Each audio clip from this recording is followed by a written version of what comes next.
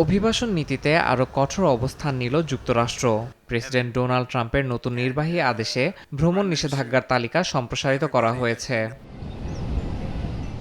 স্থানীয় সময় মঙ্গলবার হোয়াইট হাউস জানায়, নতুন করে ৬টি দেশের নাগরিকদের যুক্তরাষ্ট্রে প্রবেশে নিষেধাজ্ঞা দেওয়া হয়েছে।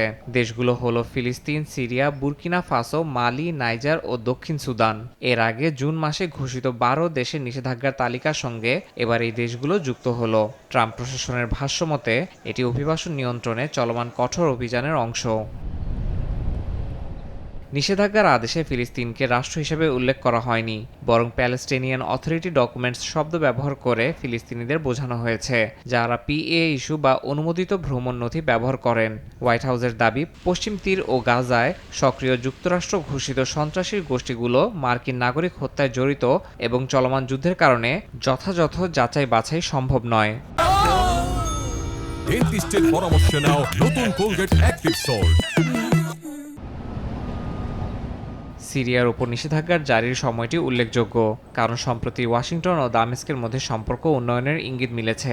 গত নভেম্বরেই সিরিয়ার প্রেসিডেন্ট আহমেদ আল শারা হোয়াইট হাউস সফর করেন। তবে হোয়াইট হাউস জানায়, সিরিয়া এখনও পাসপোর্ট ও নাগরিক নথি ইস্যুর জন্য কার্যকর কেন্দ্রীয় কর্তৃপক্ষ নেই এবং নিরাপত্তা যাচাই ব্যবস্থাও অপর্যাপ্ত।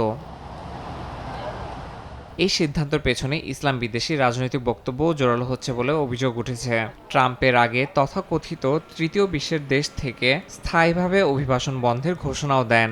এদিকে মার্কিন গোয়েন্দা প্রধান তুলসি গ্যাবার্ড অস্ট্রেলিয়ার হামলার ঘটনা উল্লেখ করে ট্রাম্পের কঠোর অভিবাসন নীতির প্রশংসা করেন। সমালোচকদের মতে এসব পদক্ষেপ মুসলিম অধ্যুষিত দেশগুলোকে লক্ষ্য করে নেয়া রাজনৈতিক সিদ্ধান্ত, যা যুক্তরাষ্ট্রের ভেতরে ও বাইরে তীব্র বিতর্ক সৃষ্টি করছে।